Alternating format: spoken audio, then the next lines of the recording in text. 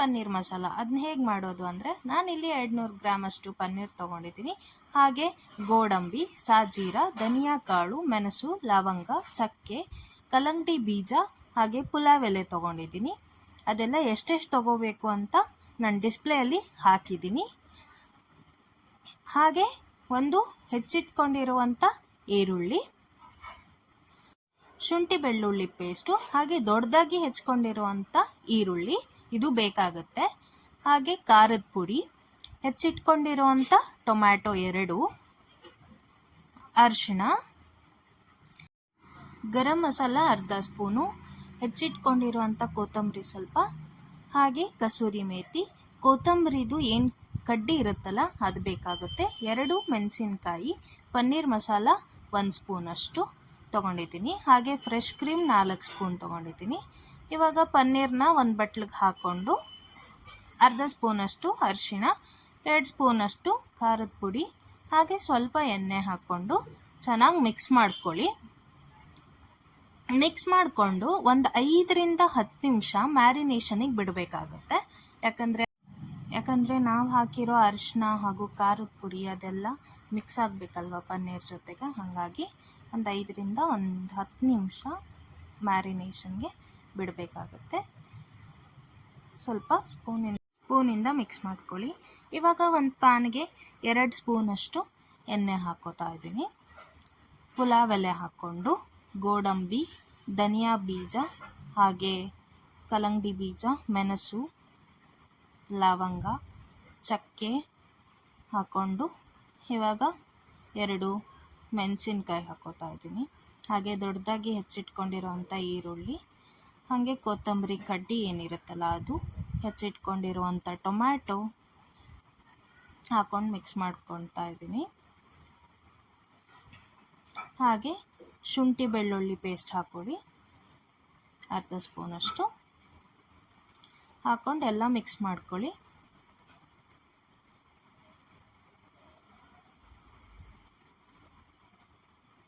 ಅದೆಲ್ಲ ಸ್ವಲ್ಪ ಮೆತ್ತಗಾಗಬೇಕಲ್ವಾ. ಅರ್ಧ ಸ್ಪೂನಷ್ಟು ಅರಿಶಿಣ,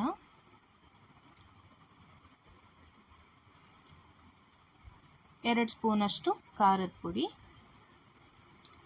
ಹಾಕ್ಕೊಂಡು ಮತ್ತೆ ಮಿಕ್ಸ್ ಮಾಡ್ಕೋತಾ ಇದ್ದೀನಿ. ನಾವು ಇದನ್ನು ರುಬ್ಕೋತೀವಲ್ವ, ಸೊ ಸರಿಯಾಗಿ ಹುರ್ಕೋಬೇಕಾಗುತ್ತೆ ನೀವು ಇದನ್ನೆಲ್ಲ. ಇವಾಗ ನೋಡ್ತಾ ಇರ್ಬೋದು ಸರಿಯಾಗಿ ಬೆಂದಿದೆ ಅದು.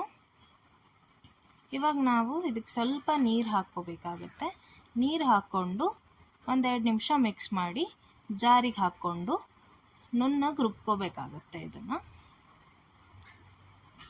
ಎಲ್ಲದನ್ನು ಜಾರಿಗೆ ಹಾಕ್ಕೊಂಡು ಮಿಕ್ಸಿ ಜಾರಿಗೆ ಹಾಕ್ಕೊಂಡು ನುಣ್ಣಗೆ ರುಬ್ಕೊಂಡು ಬರಬೇಕು. ರುಬ್ಕೊಂಡು ಬಂದಾಗಿದೆ. ಇವಾಗ ಒಂದು ಪಾತ್ರೆ 4 ಸ್ಪೂನಷ್ಟು ಎಣ್ಣೆ ಹಾಕೋತಾ ಇದ್ದೀನಿ.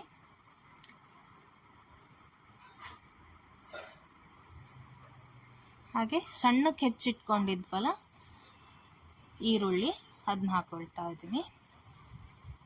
ಹಾಕ್ಕೊಂಡು ಫ್ರೈ ಮಾಡ್ಕೊಳ್ಳಿ ಸರಿಯಾಗಿ. ಪಾತ್ರೆ ಕಾದ್ಮೇಲೆ ಎಣ್ಣೆ ಹಾಕ್ಕೊಳ್ಳಿ, ಇಲ್ಲ ಅಂದರೆ ಈರುಳ್ಳಿ ನಾವೇನೇ ಹಾಕಿದ್ರೂ ಅದು ಸರಿಯಾಗಿ ಫ್ರೈ ಆಗಲ್ಲ. ಹಾಗಾಗಿ ಫ್ರೈ ಆಗೋವರೆಗೂ ಮಿಕ್ಸ್ ಮಾಡ್ಕೊಳ್ಳಿ.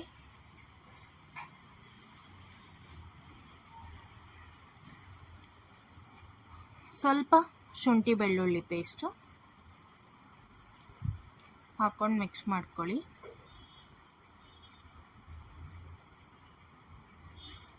ಸ್ವಲ್ಪ ಫ್ರೈ ಆಗಬೇಕದು ಈರುಳ್ಳಿ, ಅಲ್ಲಿವರೆಗೂ ಮಿಕ್ಸ್ ಮಾಡ್ಕೊಳ್ಳಿ. ಸೊ ನೀವು ನೋಡ್ತಾ ಇರ್ಬೋದು ಅದು ಫ್ರೈ ಆಗ್ತಾ ಇದೆ, ಹಾಗೆ ಮಿಕ್ಸ್ ಮಾಡ್ತಾ ಇರಿ.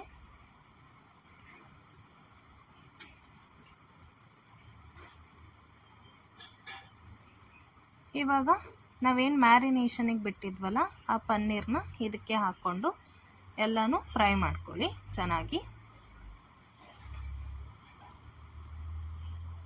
ಪಾತ್ರೆಗೆ ಹತ್ತಕ್ಕೆ ಬಿಡಬೇಡಿ, ಹಾಗೆ ಮಿಕ್ಸ್ ಮಾಡ್ತಾ ಇರಿ.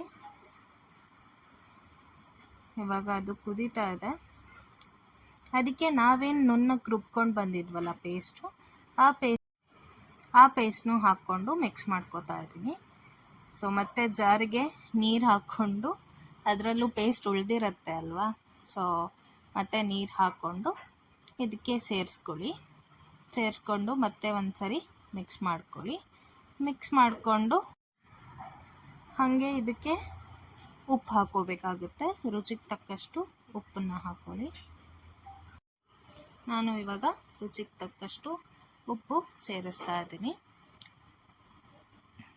ಉಪ್ಪು ನೋಡ್ಕೊಂಡು ಹಾಕ್ಕೊಳ್ಳಿ. ಮತ್ತೆ ಎಲ್ಲದನ್ನು ಮಿಕ್ಸ್ ಮಾಡ್ಕೊಳ್ಳಿ. ಹಾಗೆ ಅರ್ಧ ಸ್ಪೂನಷ್ಟು ಗರಂ ಮಸಾಲ, 1 ಸ್ಪೂನಷ್ಟು ಪನ್ನೀರ್ ಮಸಾಲಾನ ಹಾಕ್ಕೊಂಡು ಮತ್ತೆ ಮಿಕ್ಸ್ ಮಾಡ್ಕೊಳ್ಳಿ. ಮಸಾಲ ಎಲ್ಲ ಹೀರ್ಕೋಬೇಕಲ್ವ.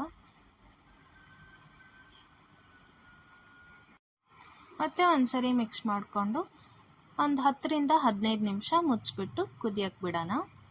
ಇವಾಗ ಅದು ಕುದೀತಾ ಇದೆ, ನೀವು ನೋಡ್ತಾ ಇರ್ಬೋದು. ಇದಕ್ಕೆ ಹೆಚ್ಚಿಟ್ಕೊಂಡಿರುವಂಥ ಕೊತ್ತಂಬರಿನ ಹಾಕ್ಕೊಂಡು ಮಿಕ್ಸ್ ಮಾಡ್ಕೊಳ್ಳಿ.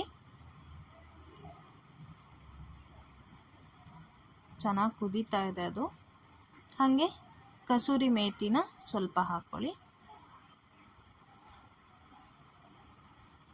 ಹಾಕ್ಕೊಂಡು ಮಿಕ್ಸ್ ಮಾಡ್ಕೊಳ್ಳಿ. ಹಾಗೆ ಫ್ರೆಶ್ ಕ್ರೀಮ್ ಇದ್ದರೆ ಫ್ರೆಶ್ ಕ್ರೀಮ್ನ ಬಳಸ್ಕೊಳ್ಳಿ. ನಾನಿಲ್ಲಿ ಫ್ರೆಶ್ ಕ್ರೀಮ್ ಹಾಕ್ಕೊಂಡು ಮತ್ತೆ ಎಲ್ಲ ಮಿಕ್ಸ್ ಮಾಡ್ಕೋತಾ ಇದ್ದೀನಿ.